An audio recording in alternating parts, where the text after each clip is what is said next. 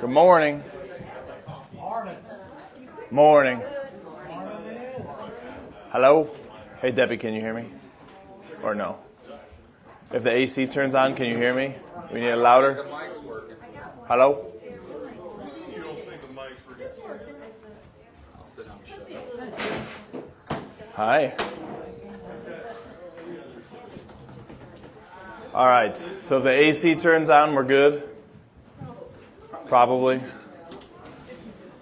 I know, the AC. Oh. That's all right. All right, we're here. We're here. Trying to think of any stories to get you guys to pay attention. What do we got? Hannah's becoming a little person, as you can see. She's fighting everything at this very moment. She comes in. It's the eyes, though. She can do something bad, and her little eyes just melt your soul. She's got mama eyes. Well, okay, here's a story for you. I try to think of a story throughout the week that, wakes you guys up. I was weed whacking.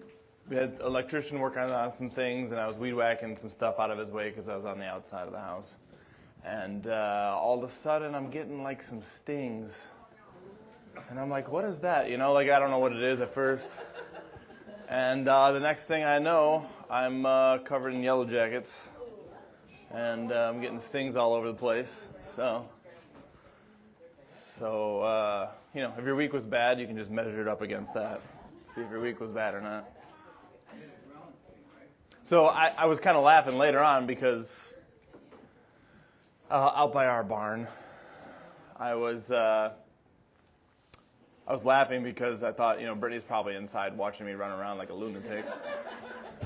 Because once you notice what's going on, your brain just goes to like crazy land. And I'm just like, ooh!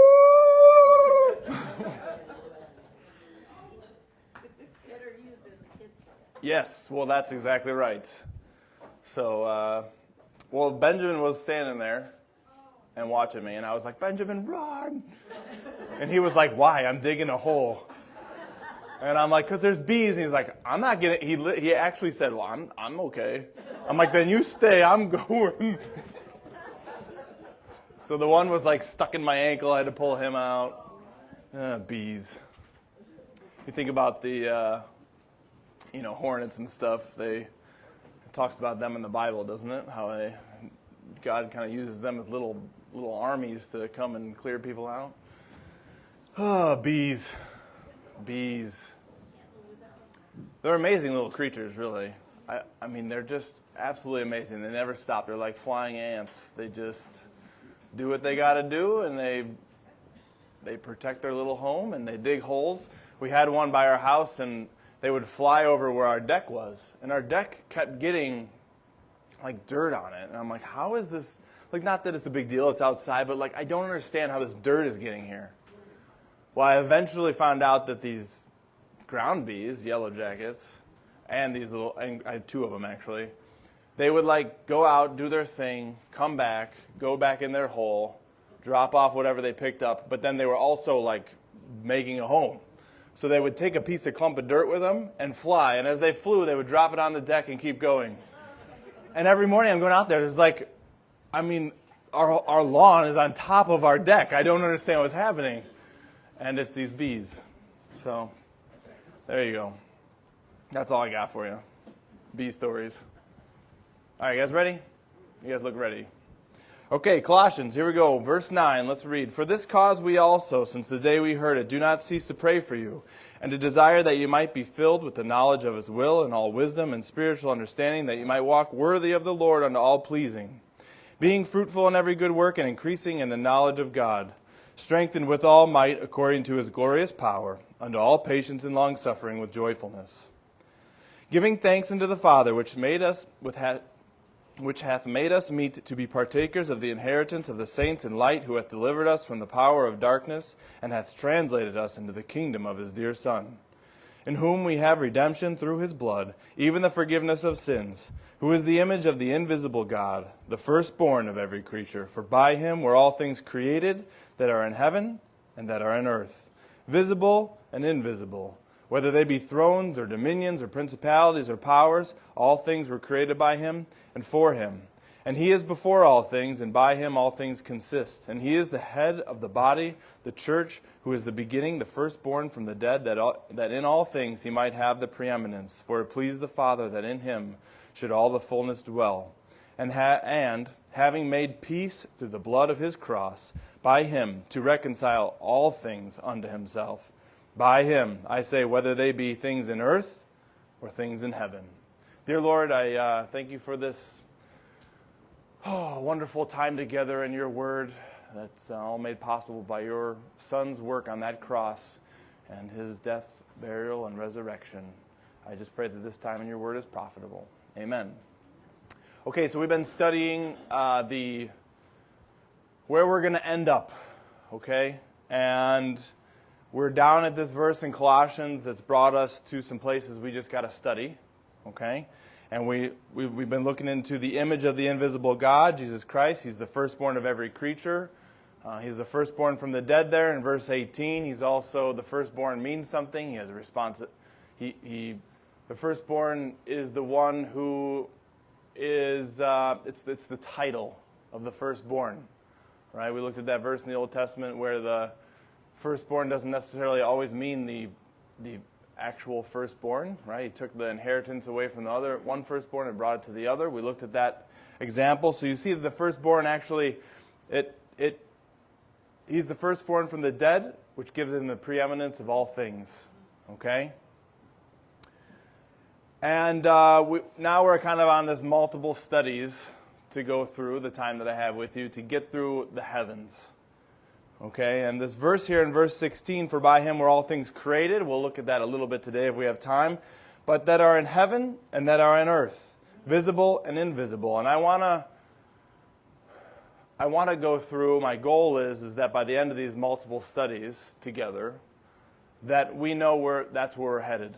Okay, because the confusion in the world is such that we end up on earth, okay?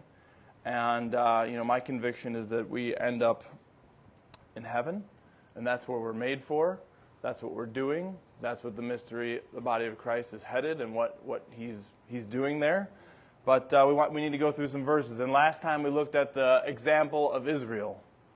Okay, so it's not, God has been using his people to reign here on the earth, right, through Israel.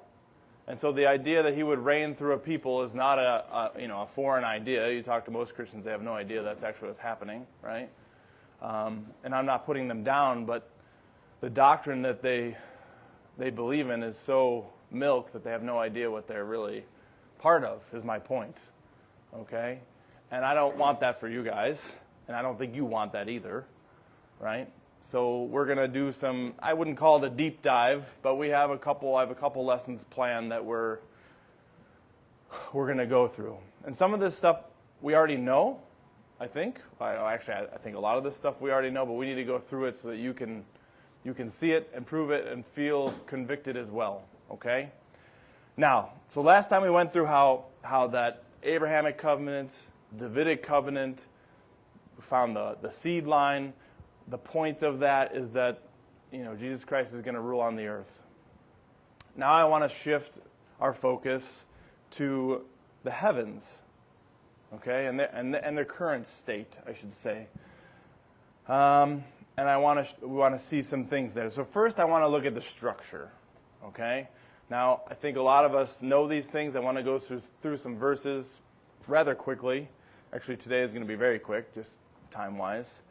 But I want you to see the structure. So go to 2 Corinthians 12.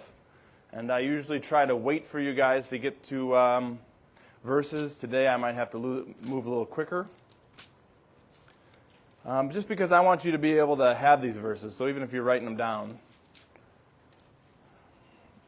So you can have them later. Because every verse that I have here, there's like 12 more that you can go find. Okay? So, 2 Corinthians 12, verse 2, I knew a man in Christ above 14 years ago, whether in the body I cannot tell, or whether out of the body I cannot tell, God knoweth. Such an one caught up to the third heaven. Okay, so that at least implies that there's a what? A second and a first, right? Okay. So let's go to I just want to go through and let's get the idea of which heaven is which. Okay. So 1 Kings 8:30. It might as well it doesn't matter. 1 Kings 8:30. Let's go back there.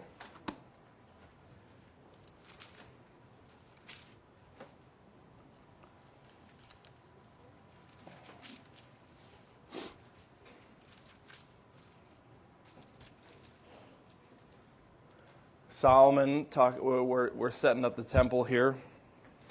And 1 Kings 8:30. And hearken thou to the supplication of thy servant and of thy people Israel, when they shall pray toward this place, and hear thou in heaven thy dwelling place. And when thou hearest, forgive. Go to Matthew 5:16.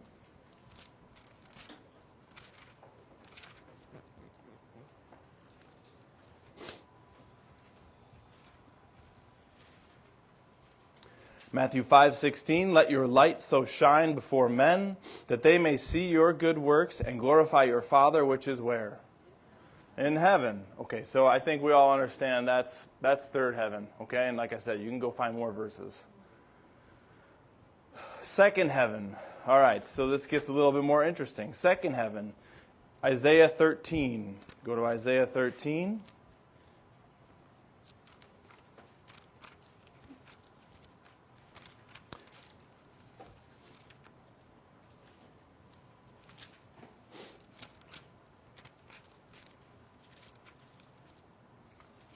Come on. There we go. Isaiah 13, verse 9.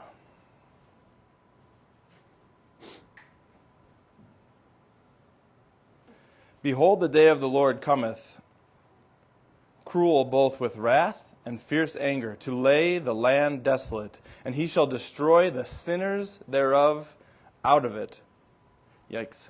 For the stars of heaven and the constellations thereof shall not give their light. The sun shall be darkened in his going forth, and the moon shall not cause her light to shine. And I will punish the world for their evil, and their wicked for their iniquity. And I will cause the arrogancy of the proud to cease, and will lay low the haughtiness of the terrible. I will make a man more precious than fine gold, even a man than the gold wedge of Ophir. Therefore, I will shake the heavens, and the earth shall remove out of her place in the wrath of the Lord of hosts and in the day of his fierce anger. Yikes. The shake the heavens part, man, that's like just a crazy thing to think about. And how the earth shall remove out of her place. Interesting thing to think about. But you see what? What is in the heavens there? Constellations, sun, moon. Let's go to Psalms 19. And you constantly see as you go through here that there's just these three realms, okay? Psalms 19, verse 1. The heavens declare the glory of God, and the firmament showeth his handiwork. Day unto day uttereth speech, and night unto night showeth knowledge. You look out there, last time we talked about the stars, you look out there and what do you see? Well, especially, maybe not if you're in Chicago, but what do you see? Stars. You get darker and darker, what do you see? More and more stars. You see the creation, right? Romans 1 there. The creation is a testimony to that there is a God, right? There is no speech. Now, I should back up from that a little bit too. You know, there's things out there, especially in times like pre the Word of God, that Those stars, well, we'll look at it in a little bit. You'll see these two things kind of merge together. Verse 3, there is no speech nor language where their voice is not heard. See, creation speaks to everyone. The things out there in the stars, everyone can see that. During the day, the sun moves, everyone can see that. Their line has gone out through all the earth, and their words to the end of the world. In them hath he set a tabernacle for the sun, which is as a bridegroom coming out of his chamber, and rejoiceth as a strong man to run a race. His going forth is from the end of the heaven, and his circuit unto the ends of it. And there is nothing hid from the heat thereof. Okay. Let's just get Jeremiah 8:2. I think we'll come probably back here in a little bit, but for the purpose of this, Jeremiah 8, verse 2.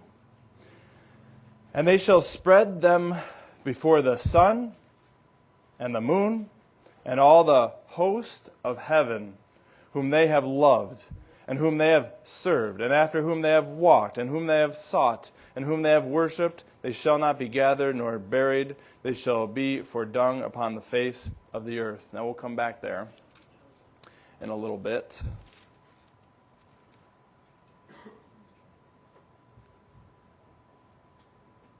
When I was reading these verses, and I was reading through here, one of the more interesting things, well, one of those verses that just kind of like makes you think, and a lot of these do, obviously, but if you go to Jeremiah 10, verse 24, this is a little rabbit trail. Stick with me. 10, verse 24, as you go and you read through this, Jeremiah is, talking to Israel here. O Lord, he talks about all these things that the Lord's going to do. And, verse 23, O Lord, I know that the way of man is not in himself. It is not in man that he walketh to direct his steps. O Lord, correct me, but with judgment, not in thy what? Anger, lest thou bring me to nothing. Just an amazing little, please correct me, Lord. Use your judgment. Use your judgment, because I know if you come at with me with anger, what? I'm gone. I'm to nothing, right? Use your judgment. Use your wisdom. Judge us and what? Teach me. Teach me the right way, because we can't do it ourselves.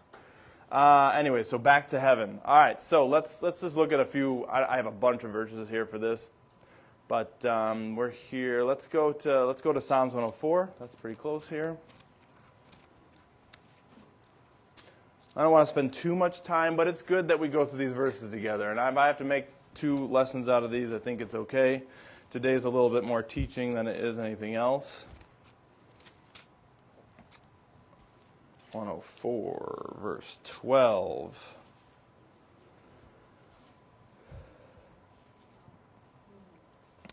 Verse 12. By them shall the fowls of the heaven have their habitation, which sing amongst the Psalms 104:12. Sing among the branches. Get Deuteronomy 11:17.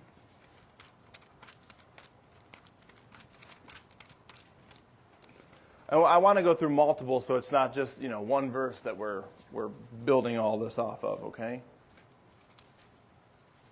Because surprisingly enough, you go online, and there's just people that just have all sorts of ideas about this stuff. So you need to be. I want you to also be able to be settled in your convictions, okay?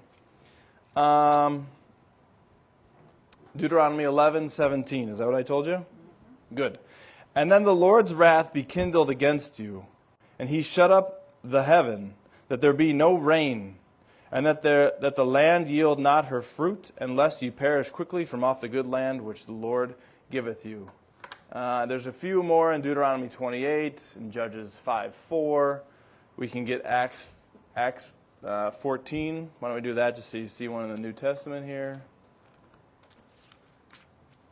But you start to see that there is three realms, okay? When he uses the term third heaven, you can go figure out what the other two are, okay? And I want to go back to Genesis in a little bit, and we'll see some things there. Acts 14, verse 17, I think.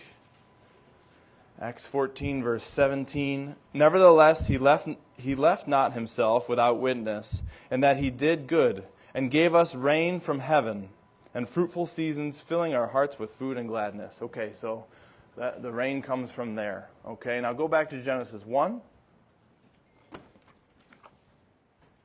Go back to Genesis 1. Make sure that's not me. Genesis 1. Verse 14, we're just kind of looking at the stars here, and I want you to see in the creation story, there's two things going on. Well, there's a lot of things going on, but verse 14. And God said, let there be lights in the firmament of heaven to divide the day from the night. And let them be for signs. And that's what we were talking about earlier there in Psalms, right? There's some teaching going on out there. There's a reason people, corrupt the zodiac today, okay? But there's some things going on out there. It starts with what? What does the constellation start with? All right, well, you guys go look at that. You'll see. You'll see. It's amazing to see that there's a story out there, okay, in the zodiac. And, there's a long time before the Bible before the Word of God is written out, because you could look at the stars and see what? What's that? Communication. That's exactly right. But I don't want to get stuck in that because I'll talk about it forever. So I'm staying away, all right? And for the seasons and for the days and years, and let them be for lights in the firmament of heaven, to give light upon the earth, and it was so. And God made two great lights, the greater light to rule the day, and the lesser light to rule the night, and he made the stars also. And God set them in the firmament of the heaven, to give light upon the earth, and to rule over the day and over the night, and to divide the light from the darkness. And God saw that it was good. And then the evening and the morning were the fourth day. And God said, let the waters bring forth abundantly the moving creature that hath life, and fowl that may fly above the earth in the open firmament of heaven. So you get these two realms right there, right? You have one that's the open the open firmament. That's the one that's what? Open. We breathe it. That's the one we can exist in. Okay? The other two, we're not. The other one is not called an open firmament. The other one there is called the firmament of heaven. We like to pretend we can go out there, right? Right now we do send people out there, but it's not like they make it sound like, oh, we're just going to go to space, it's going to be awesome. They have so many problems with that. Well, I saw, and I'm not going to pretend, I'm sure if I say too much, people will just have all the facts in the world, but I saw something about the space station. People are getting stuck up there. That's the problem. People come back down. They got to figure out the blood issues. Like, you're out of gravity, you're out of the atmosphere. There's some issues with your blood. There's issues with, you haven't been on gravity for a while. Like, we can't just go out there, right? We have to bring this atmosphere with us in a little tank so we can go out there, okay? And we like to pretend that we can do it, but, yeah. And so you see the firmament of heaven there, and the stars and the signs and the seasons there, and then the open firmament. And if we want to fly like birds, we have to make planes that are basically in the same shape, right? Now, my point in all that is that now I want to move on to, that's the structure of what's going on. And I kind of want to move on now to the corruption. Okay, there's corruption there. If you look at verse, we're in Genesis 1, right? Start in verse 6. Well, let's just start in verse 5, just so we get all the days here.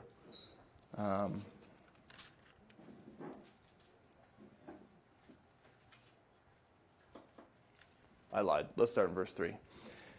And God said, let there be light. And there was light. And God saw the light, that it was good. And God divided the light from the darkness. Now, what does that make you think of that we're studying here? Colossians, right? You're moved out of what? The power of what? Darkness, and you're put into the what? Into the light. You're in the saints, and you're in the family of the light. And God called the light day, and the darkness he called night. And the evening and the morning were the first day. And God said, let there be firmament in the midst of the waters. There's like an open space, right? And let it divide the waters from the waters. And God made the firmament and divided the waters which were under the firmament from the waters which were above the firmament. And it was so. And God called the firmament heaven, capital H there. And the evening and the morning were the second day. Now, that day is not called what? Good. There you go. It's not good that day. Okay? Interesting. All right? That's that Jeremiah 8:2 that we read. Israel worshipped that host. Remember that or not really? Let's go back to Jeremiah 8. And I want to look at some things. Why don't you get Jeremiah 8 on your way back to Ephesians, okay? Jeremiah 8. Jeremiah 8. And grab Ephesians 6.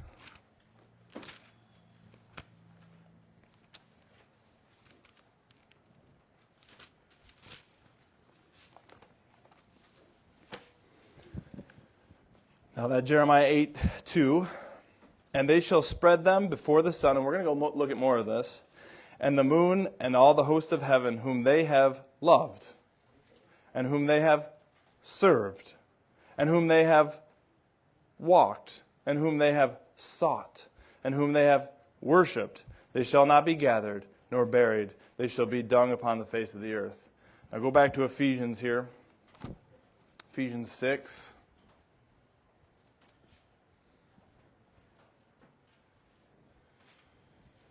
Ephesians 6, verse 12, verse 10. Finally, my brethren, be strong in the Lord and in the power of his might. These are things we've been looking at. Put on the whole armor of God, that ye might be able to stand against the wiles of the devil.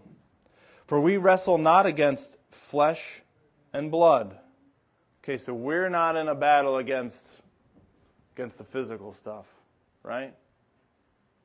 I mean, we have no trust in the physical stuff. Isn't that Philippians 3 there, right? That's what Paul's talking about, right?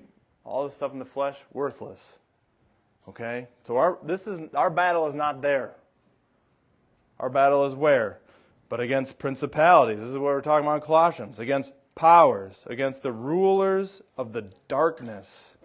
He separated the light from the darkness. That's the first thing he did. There's something bad out there. Separate. Of this world, against spiritual wickedness where? High places. Okay, so we gotta figure out what high places is. Okay? Now, high places in the past. I have like a bojillion, if that's a word, verses. Okay, we're probably not going to look at them all, but let's just go back to Leviticus and we'll slowly work our way back. And believe me, take some time to go look at this stuff, okay? You'll see how many verses there are. And unfortunately, I heard a guy preaching in Matthew there. I think he was in Matthew. And I don't know why we were listening to it, but I think I was with family.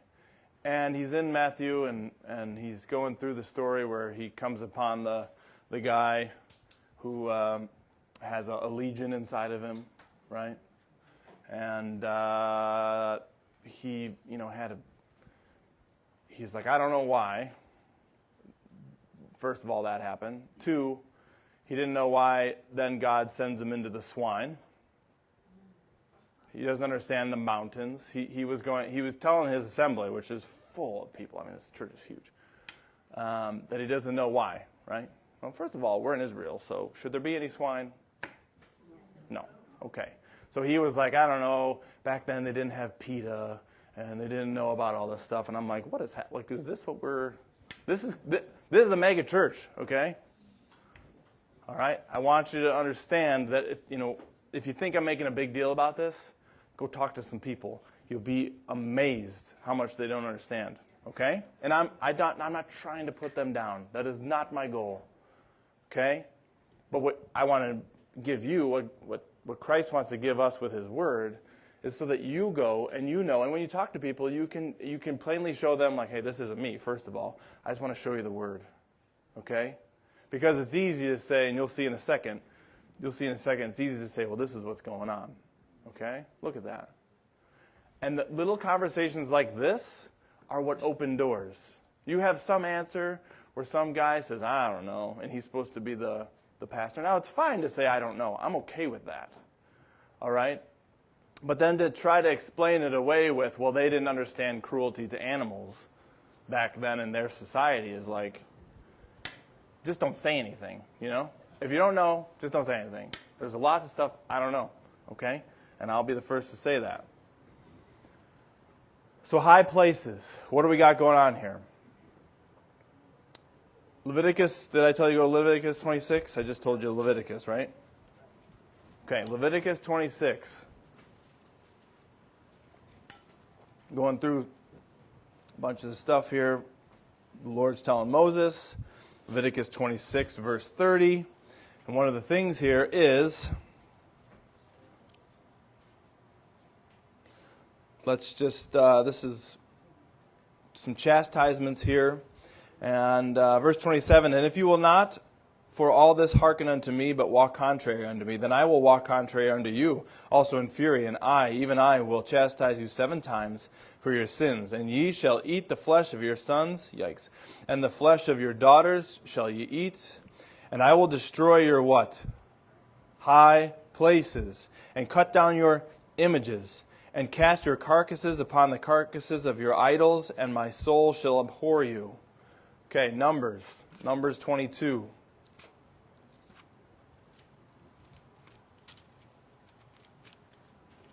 Numbers 22, verse 41. Numbers 22, 41, and it came to pass on the morrow that Balak took Balaam and brought him up into the high places of Baal, that hence he might see the utmost part of the people. Okay, so you go to the high place, and that high place is a place of who? Baal. Okay. Deuteronomy 16. Deuteronomy 16.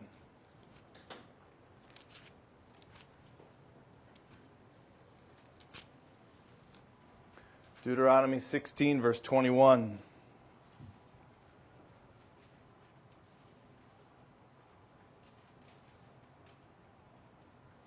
Thou shalt not plant thee a grove of any trees near unto the altar of the Lord thy God, which thou shalt make thee. Groves, high places, they're all together. These are where idols are worshipped. You still see it today, okay? It's still a thing today. This is not gone.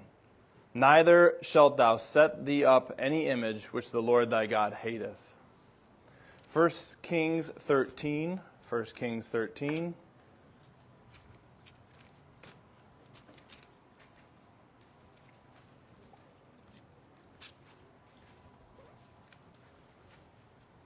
Verse 32.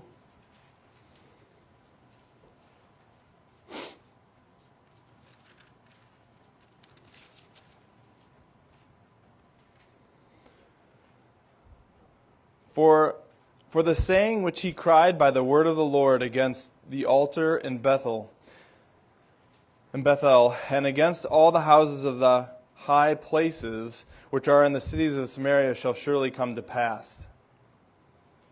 After this thing Jeroboam returned not from his evil way, but made again the lowest of the people the priest of the high places. Whosoever would, he consecrated him, and he became one of the priests of the high places. And this thing became sin unto the house of Jeroboam, even to cut it off and destroy it from off the face of the earth. Okay, so there's this. Just understand, a couple of chapters away is whose death? Solomon. Okay, Solomon. We're going from David and Solomon to this. Now, Solomon did some things at the end of his life, right, that didn't set up some things very well. But we're not very far removed here, okay? And they're already setting up high priests. The low priests become the priests of high places. And so all throughout Kings, okay, all throughout these places, they're setting up high places, groves, places to worship. Okay? Let's go to 2 Kings 17. 2 Kings 17.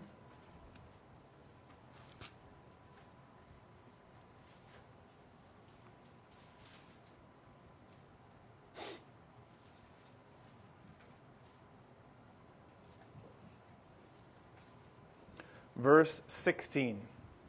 And they left all the commandments of the Lord, their God, and made them molten images, even 2 calves, and made a grove, and worshipped all the what?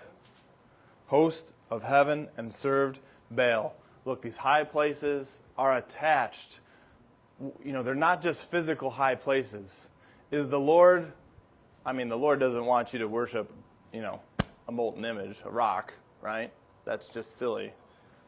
But not only that, there's a spiritual side to all of this. Okay, it's the what? The host of heaven. Now, if you go to chapter 18, go to chapter 18, verse 4. Hezekiah comes, and verse 3 says that and he did that which was right in the sight of the Lord, according to all that David his father did. Verse 4, what's the first thing he does here that we're told? He removed the what? High places, and break the images, and cut down the groves, and break in pieces the brazen serpent that Moses had made. For those days the children of Israel did burn incense to it, and he called it that word. Okay? Does that sound like something today? Groves, burning incense. I've had many conversations with people that do that. And they say, well, I know that Jesus Christ is the only one I need to talk to. I'm not actually praying to saints.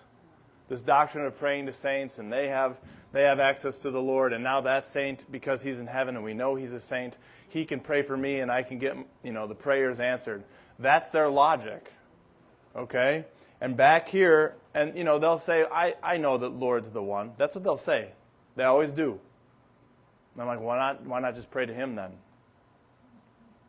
And what this verse right here, this is where we go. Look, Hezekiah comes and he said, Israel's burning incense to this thing.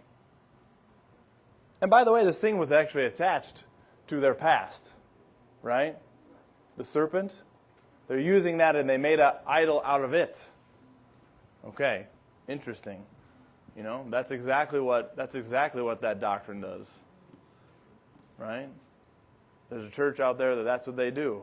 They're like, well, they're a saint. You can talk to them. It's like talking to the family of God. We're connected. Okay? And then you go to chapter 21, and guess what? This is the battle of all these kings in the past. All right?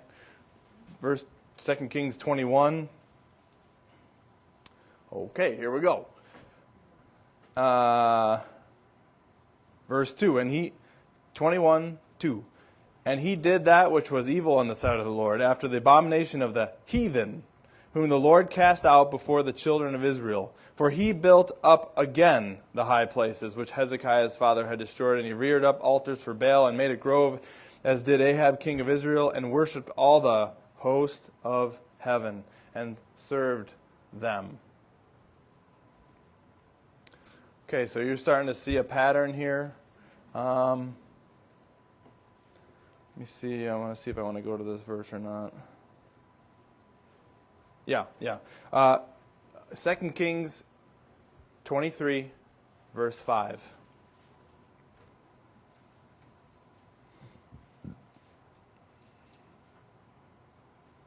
Why don't we just read verse 4 as well? And the king commanded Hilkiah the high priest and the priests of the second order and the keepers of the door to bring forth out of the temple of the Lord all the vessels that were made for Baal and for the grove and for the host of heaven.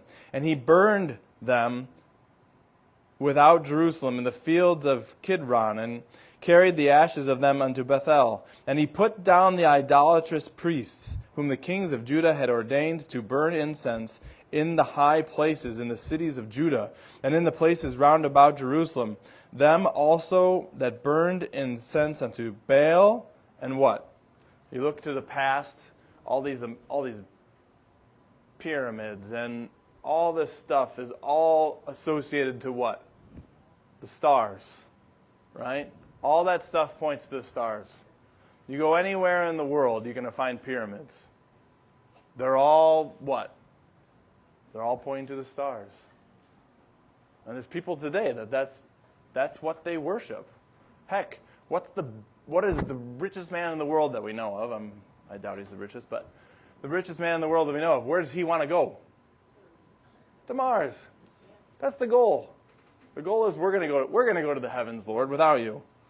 Okay.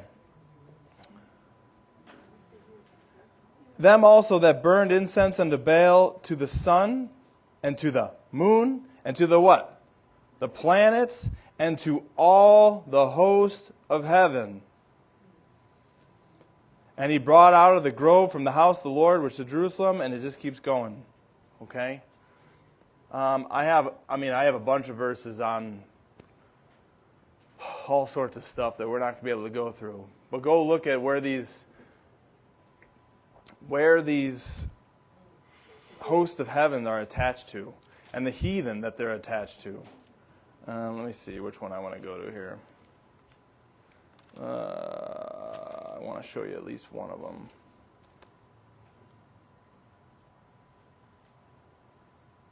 Where am I going here? First King. I'm trying to pick one out because if we go through all these, it'll take a while, and that's okay. But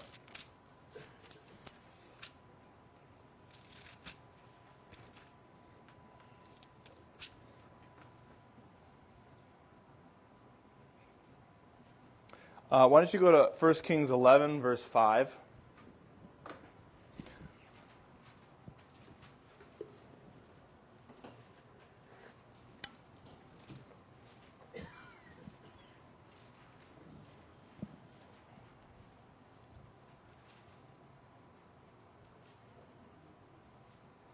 Let's start in verse 2.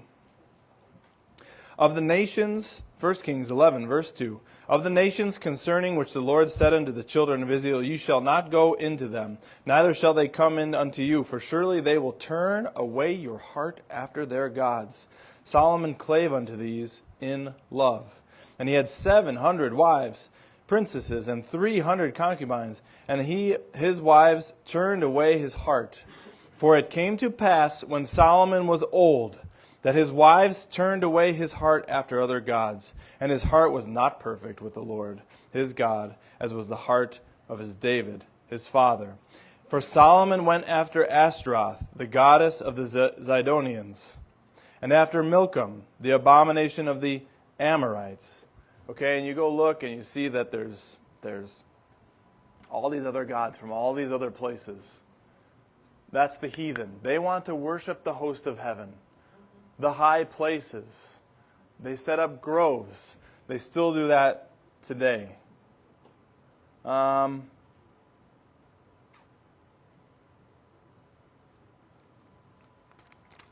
see.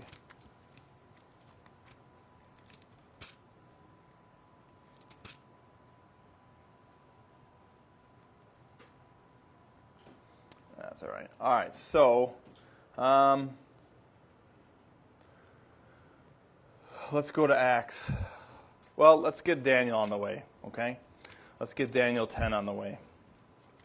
On our way to Acts, we'll just read Daniel. I'm cutting out stuff like crazy here, which is great because there's just more than you can go through in a little bit. Oh, Daniel, what am I doing?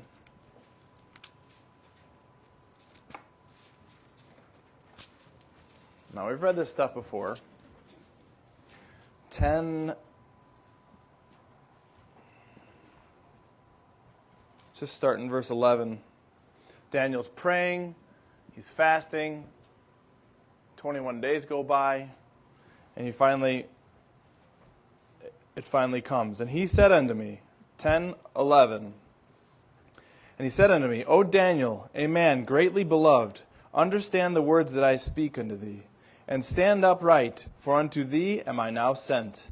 And when he had spoken this word unto me, I stood trembling. Then he said unto me, Fear not, Daniel, for from the first day that thou didst set thine heart to understand, and to chasten thyself before thy God, thy words were heard, and I am come for thy words.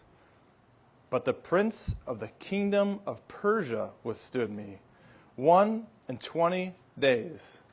Okay. So we're not talking about the actual prince of Persia, are we? No. Not in this world. But lo, Michael, one of the chief princes, came to help me, and I remained there with the king of Persia. Now I am come to make thee understand. Something going on out there. Something going on out there. Okay? That the second heaven, the firmament that's not open, is full of things. That darkness out there, the physical darkness, resembles the spiritual darkness that is out there. He creates on that second day. It's not good. Full of darkness. Right? Go to Acts. Go to Acts 19 and get Revelations 12.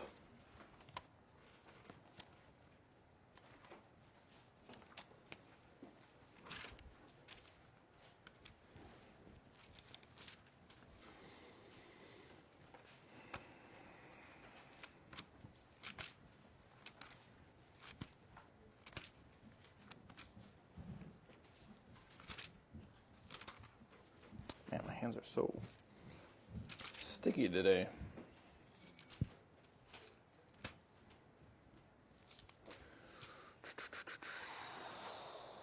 All right, for sake of time, we're just going to skip through some verses here in Acts. Acts 19, let's read verse, let's go to 26. Moreover, ye see and hear that not alone at Ephesus, but almost throughout all Asia, this Paul hath persuaded and turned much people, saying that they be no gods which are made with hands. Okay. So he's here. We're talking about where? Where are we at, actually? Ephesus. Thank you. Okay. And then he's saying, like, not only here at Ephesus, but Paul has been talking about this all through Asia. Verse 27, so that not only this our craft is in danger, to be set at naught, but also that the temple of the great goddess Diana should be despised, and her sometimes I struggle with the easiest words, should be destroyed, whom all Asia and the world worshipeth. Verse 28, and when they heard these sayings, they were full of wrath, and cried out, saying, Great is the Diana of the Ephesians. Okay, so we're talking about Ephesians here. Verse 35. And when the town clerk had appeased the people, he said, Ye men of Ephesus, what man is there that knoweth not how that the city of the Ephesians is a worshipper of the great goddess Diana, and of the image which fell down from where? Jupiter. Whew. These high places are out there. There's physical high places that are worshiping, but those high places that we have here physically are a resemblance of the high places out there spiritually. Okay? Remember in Jeremiah there, not only did they just worship the molten image, but they worshiped and served the host of heaven. They did their bidding, right? In Egypt, all those plagues are aimed at what? At gods, small g gods. Okay? These are real things out there. God, is God really worried about a little tiny gold thing, right? I mean, no. But it's also the spiritual aspect of that, and what that's attached to. But God doesn't want you to worship that. It's not the real thing. It's a counterfeit. It's worthless. All right? And those things still exist today. We wrestle against those things. All right? And I know I'm running out of time, which really is unfortunate. So let's just skip over some stuff here. We'll skip the Revelations verse because we've been there a bunch of times in this church. Let's go to 2 Corinthians 11. 2 Corinthians 11.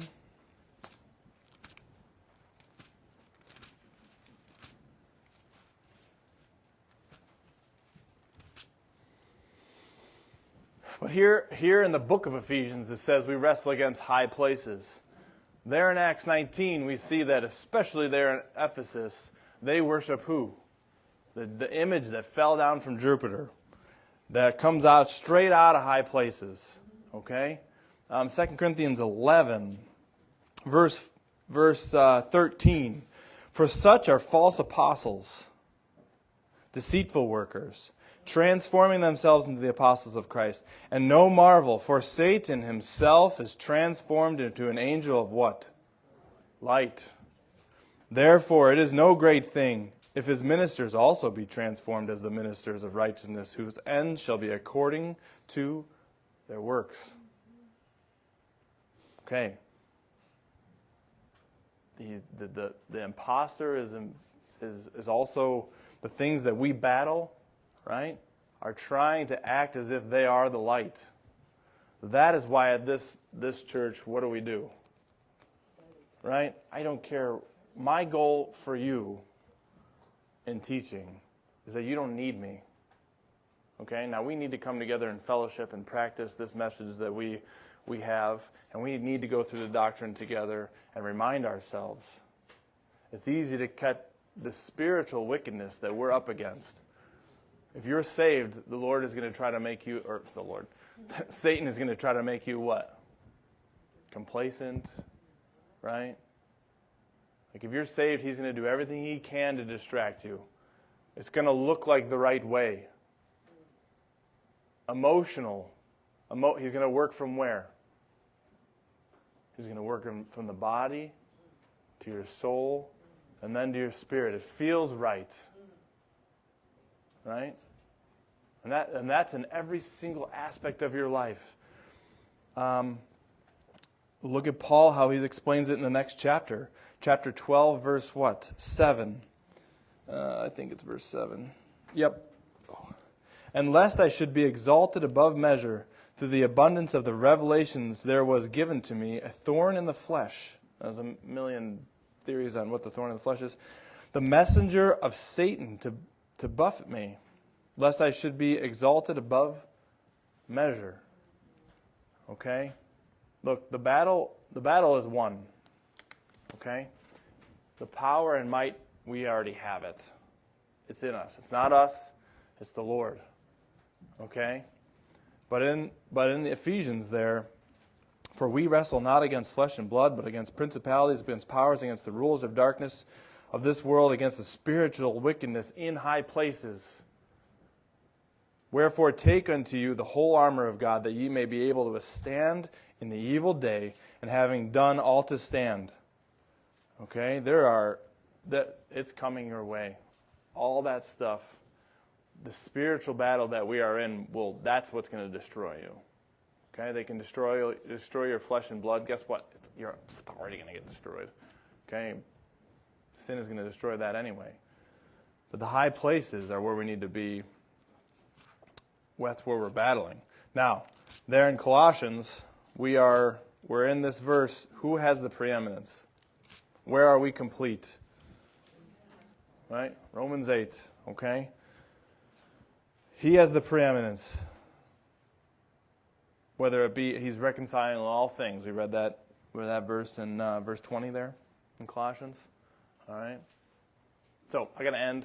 We're going to continue this study. I have more to go through, but I want you to start to see the realness of the spiritual realm and how it's attacking every day. But I also want you to see we're headed towards something that was part of a mystery. We're headed towards the heavens. Okay, and we're kind of building this case. I want you to have all the building blocks in your head so we can start to see those things, okay? Okay. Dear Lord, thank you for this time. I pray that it was profitable, and thank you for your work on the cross. Amen.